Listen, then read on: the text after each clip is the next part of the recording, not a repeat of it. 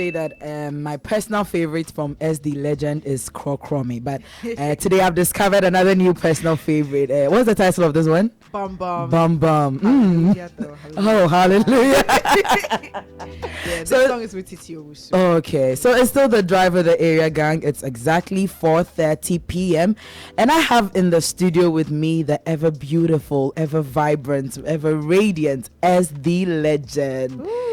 Thank you so much. Yeah, good afternoon. You're welcome. Much. It's great to finally meet you in person. Yes, and you're also very beautiful. Thank you. Thank you for welcoming me. I feel happy to be here. It's been a while. Yeah. I mean, I'm glad to also have you. So basically, we're gonna have an interesting conversation. I mean, the energy in the studio is already mad because we've been enjoying amazing tunes back to back. You know, she has this smooth, husky, but I don't even know how to explain. How would you describe your voice? Someone once told me my voice sounds like dark coffee. Yeah, that's sexy, right? And smooth. Smooth. So I think that's rich dark coffee. Yeah, I like that. Okay, so let's get right into the conversation. What actually inspired you to pursue a career in music? How did it all start for you? For me, I've always kind of known that, you know, I love music. I gravitated towards music since I was young. My parents loved music, so it was just something that had been calling out to me for the longest time. But in uni, I decided to take it professionally, because it was actually a fluke. You know, I met so you didn't actually plan it? No. Oh, I see. I mean, I always knew I wanted to, but I didn't know if I had the guts to do it. Okay. Because, you know, doing something like music, it requires a lot of guts, a lot of courage, and a lot of faith, you know, a lot of patience as well. So, I mean, at that time, I didn't feel like, you know, I had the guts, but I always knew that I wanted to do music. I met a guitarist in uni called Julian. Yeah, I remember those times you guys used to post your covers on X. Yes. I've been following you for the longest time. Yeah, you guys used to post like very beautiful covers on X, and then gradually I saw you posting your own music. And exactly. I don't know you personally, but I've known you from a distance, and then the growth is evident, and it's beautiful to see. Thank you so much. Yeah, like it's very evident, and then it's beautiful to see. But then now let's talk about what influences your music, and then how has those influences helped shape your current sound that you have now? With the people that influence my music, I would say that Sade. Oh, okay. Yeah, Michael Bolton, Asha, Thames, Amare. My colleagues inspire me. Like, I mean, when I hear Titi Owusu, I hear Darkwan, like, you know, Annabelle Rose, like, they give me the fire and ginger I need to, like, to do what you want to do, to keep being unique and keep doing, you know, because so everybody like inspire Ifia, like, I feel like it's just been a build-up of inspiration. Okay. But with regards to my music, I feel like I'm just inspired by real life. I'm inspired by people's experiences. I'm inspired by my own experiences, and then an almighty creativity. Like, I just make things up as I go. But I definitely feel like it's more gravitating towards the realness. Okay. So how would you describe your style of music? I would say that it's soulful. Soulful. Yeah, soulful is sultry. You can hear my essence. I like that word, sultry. Yeah. Thank you. I feel like you can hear my essence because, like, I feel the music. You know, I feel what I'm saying. It's coming from within. Yes. It's not just something you're singing about. No, you actually feel it. I actually feel it. Even if it's just a fun song, like I felt it spiritually. Okay, so now let's talk about it. How do you write your songs? You write your own songs? I do most of the time, but then sometimes I do use writers. Okay, so what's the process like for you? Do you hear the beat and then you feel like, okay, I can put I have a big bomb together, or you write the songs and then you like, what's the whole songwriting process like for you? This is actually a very, very interesting question because I do have different processes. Every process is different because for Bomb like this, I have production credits on it because I mean I kind of arranged how the song should be, but it was just a vibe. Julian started playing the guitar when we're doing a rehearsal somewhere some years back. And then we started freestyling, and that's how Bum Bum actually came about. Oh, yeah, no wonder it has that, you know, like that chill vibe and all that. Yeah. So that's one process, and then there's another where I write. Like when I feel something, or I see something. It could be something I see, or something I feel, or someone has told me, and then I just process it. Like I think a lot. I process it, and later and I start writing something. Okay. So maybe I can't come and tweet it, but I can just process it in a song. Lyrics, yeah. Because you know sometimes tweeting it can give you some heat. It can give you some, and also people will take it out of context. But when you process it, you know, through music, you know, you can explain yourself. And then that one they'll have to accept it how it is. Exactly. It's in a song. We move, right? Exactly. Okay. So maybe instead of venting or maybe saying something, you can just like I just process it. And then the third one is like me just humming melodies, you know, melodies. Okay. Just trying to put things together. And then later on I put the words in there. So what inspires your lyrics? My lyrics are inspired by real life things. Maybe like Bum Bum like this. It may sound like a funny You looked at yourself and you're like, no.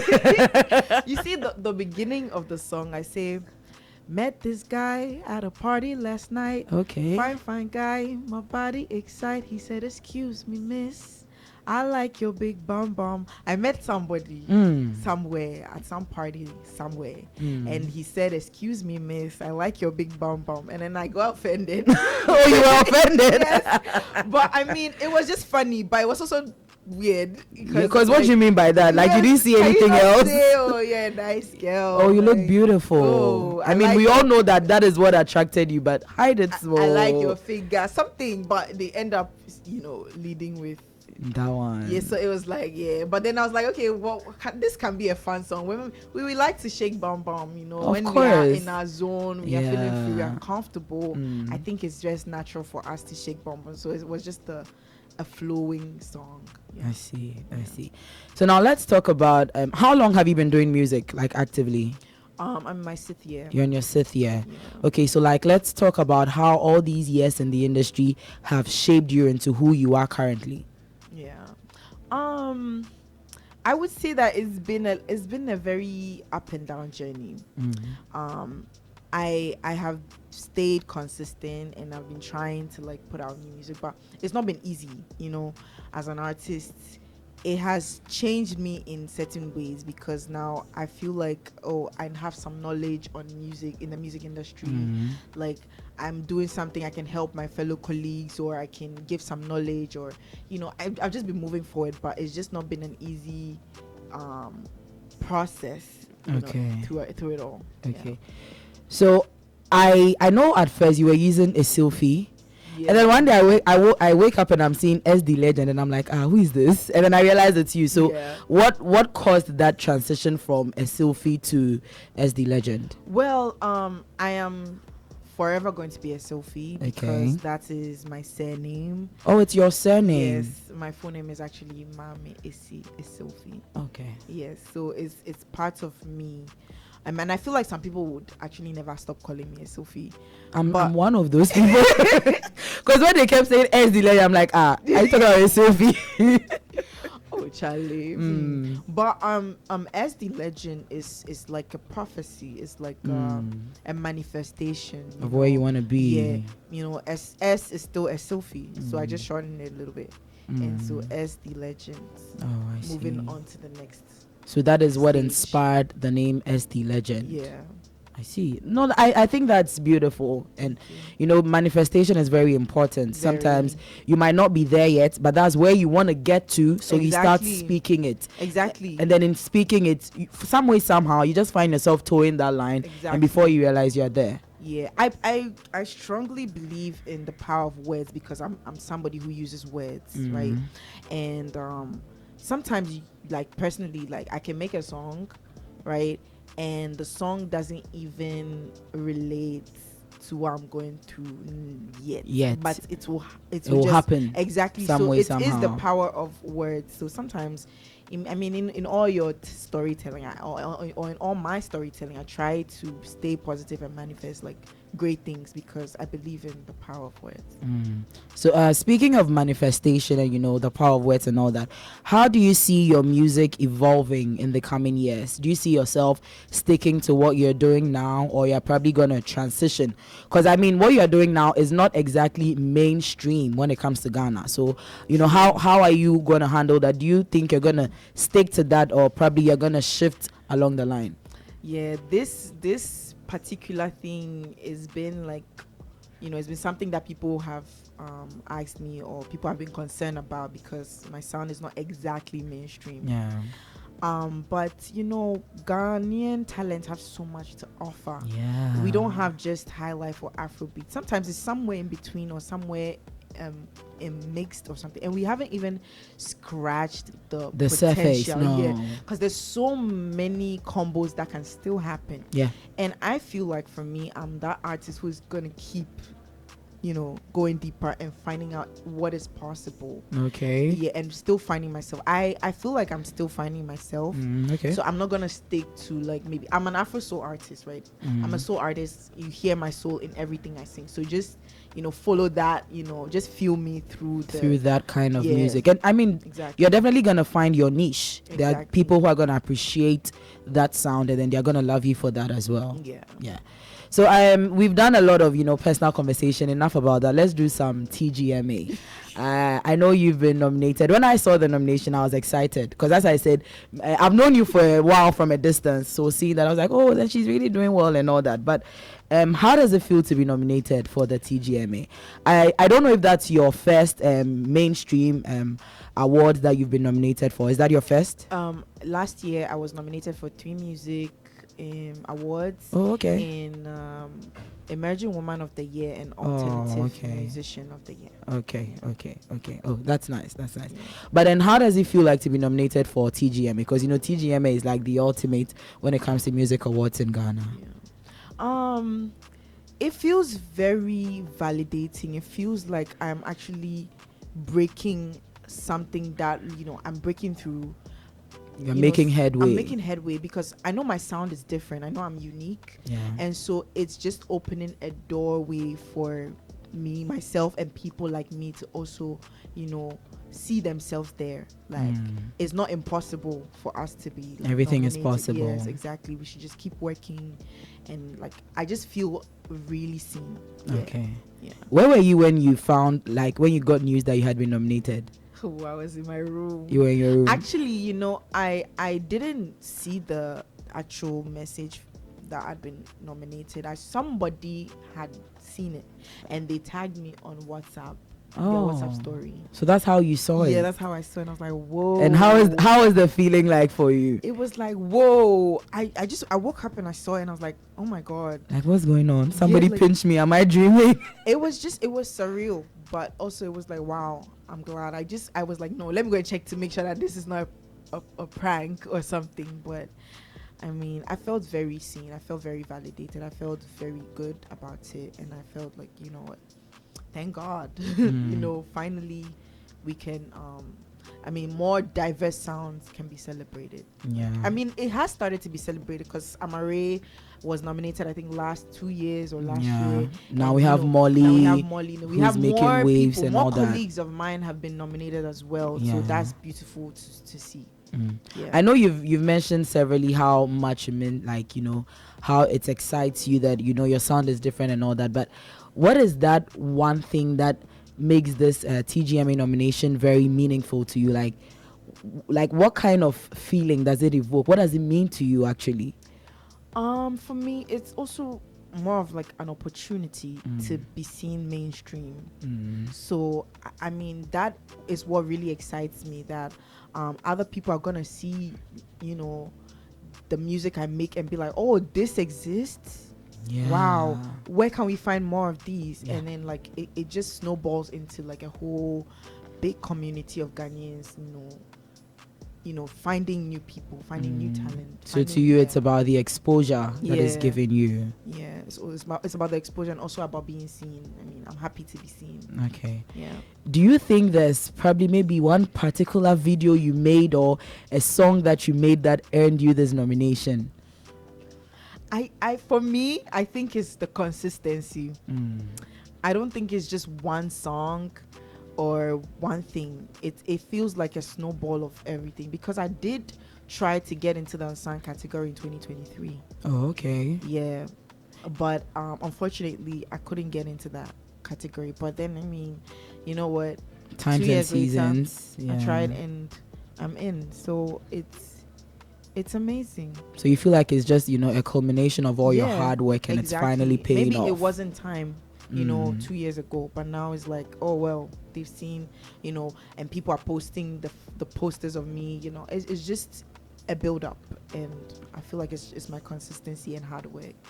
So you don't think it's probably maybe that particular song that I did? It's not just one. It's the whole catalog. Yes, exactly. Like I feel like if you sit down and go through my catalog, you would really find things. How many songs do you have though? I think I have 20 plus songs. All singles, or you have an EP? So I have 3 EPs. One is a joint EP with Dread W. With who? Dread W. Okay. He's a producer and DJ. Okay. And then my first solo EP was Tory's Lounge. And then I think I know that one. Yeah. And my most recent EP is You Will Know My Name. You Will Know My Name. Definitely. Now we know your name. Yes.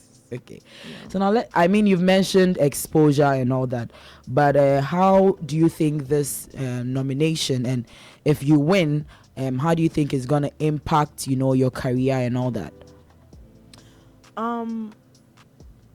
I know that when I win, it would be amazing, because first of all, I will get to jump on the stage, the TGMA stage, and perform Bam Bam. Oh, I'll be there. Please add me to your backup dancers, okay? I will get to perform Bam Bam to the whole of Ghana, which is like something I've been wanting to do for some time. And you have the buddies like me shaking with you. Yes, I need that. I actually need that, and I'll have people shaking from the house too. Yeah. And then secondly, I know that there's a deal.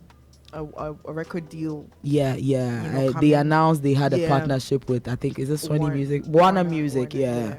And I know that this opportunity combined with my talent would soar my music to the greatest of heights. Great. So, I can't wait for that. Yes. Because it's your music is refreshingly different. It's different from what we are used to.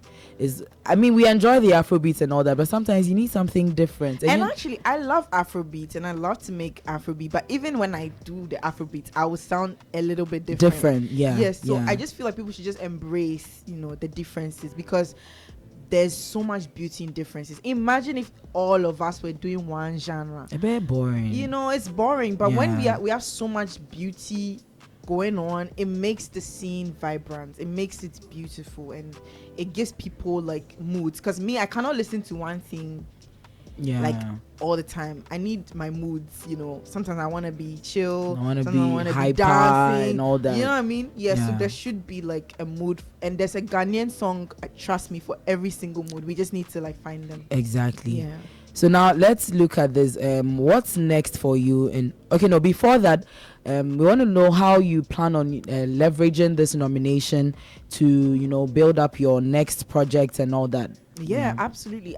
We did so due to the unsung category PR stuff, we have done some media rounds. We went to Takoradi. Oh, okay. And I've been using that opportunity to talk to more people about me, my music, my show coming up in June. So please give me a ticket. VVVIP. Of course. Front row.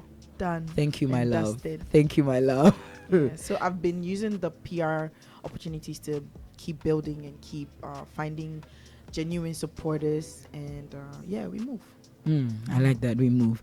So finally, let's look at it. What's next for you, in terms of your music releases? Are we going to be seeing some videos? Are you going to be dropping, new songs and all that? You recently dropped a video to I think a cover to Molly's. We will talk about that, but so before that, let's look what's next for Ess The Legend. I was about to say a Sophie. Yeah, formerly known as a Sophie. Yeah. So what's next for you? For me, what's next now is, first of all, my show is coming up in June. That is 28th of June. Okay. Ess Live 5. Oh, this is the 5th year. Yeah, it's the fourth year. Fourth year, okay. Ess Live. Yeah, oh no, the first year I did it twice. That's impressive. Thank you. Every year. Yeah, every year. That's really Every good. year. And I have a single coming out actually very soon. I think on the Okay. 16th. It's called Crave. So please. What are we craving though? You will know soon. But it's called Crave. Okay. And it's coming out on the 16th of this month. 16th of this month. Yeah. And then date here that way. And then 7th one. So that's like some 9 days. Okay. Metro on my calendar. And then also the last thing is an EP after Ess Live. So we are just continuing. But also like because being a part of my community is an experience, more things can come up in between or after. So just stay tuned and keep in touch. Yeah. I didn't ask this, but would you be disappointed if you don't win the unsung category? I mean, it would be disappointing if I don't win, but at the same time, I always see that if something is mine, It's yours. Yeah, like there's no fight. There's no, if something is mine, it's mine. And then if this is not mine, then there's something else that's mine, and it will find me. Okay. Yeah. Unfortunately, I'm really enjoying the conversation, but because of time. But I did mention that I was going to ask you about the cover that you did. Yes. So I saw the video on X, and I'm like, I love the verse, and then I liked the dance. No, I mean, you gave us a beautiful blend of everything, and I love the lyrics. And I think you rightly mentioned that even if you're doing Afrobeat, you still find a way of sounding unique. Because, Shake It to the Max is sort of like dance hall. Yes. But there was still that Ess The Legend. And I'm asking myself, how did this girl do it? So, like, how did that come about? Quickly. Okay, so with Shake It to the Max, I posted the video doing the Shake It to the Max on my Snap. And someone was like, you better do the cover, do it. And I was like, okay. Challenge accepted, because this is not really my genre, but let's go for it. And so I stepped into the studio like 2 weeks after. But before that, I tried to see like which artists were also doing it, but I didn't see like no Ghanaian artists. So I was like, okay, well, I'll take one for the team. Yes. And I did it. Was it difficult coming up with the lyrics and all that?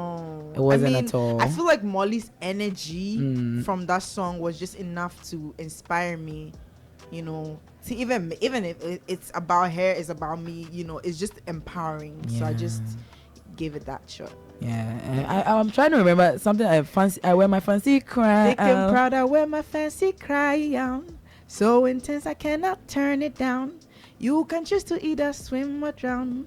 Big waisted, big body girl, whining, winning, killing shit, touring, queening, superstar, doing, celebrating, always steady, moving out the sauce, I'm the recipe.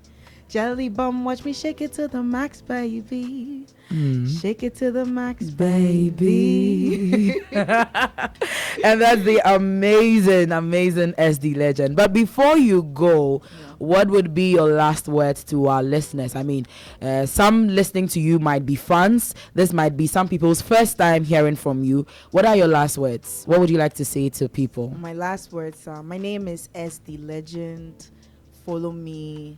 Keep in touch with me, and just keep supporting me, because I need it. And stay safe. Love you so much. Would you like to share your social media handles? Absolutely. And then maybe your code for the TGMA. Maybe people, the voting is done. I mean, for the other people, it's still on. For Unsung, it's over. It's over, yes. Unfortunately, just leave it to God now. But yes, my socials is Ess The Legend, ESSTHEELEGEND,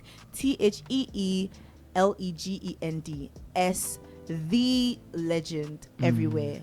even, find my music Ess The Legend, find my socials Ess The Legend. Your music is on, all the platforms. Everywhere. Yeah, That's find me nice. everywhere. And just follow me, send me a message, big me up, because we need it. Yeah. We need it. Yeah. And we're going places, because legends don't stay in Canada. So Absolutely. legends are everywhere. Absolutely. Yeah. Okay. Drive with the area gang. And that was the amazing Ess The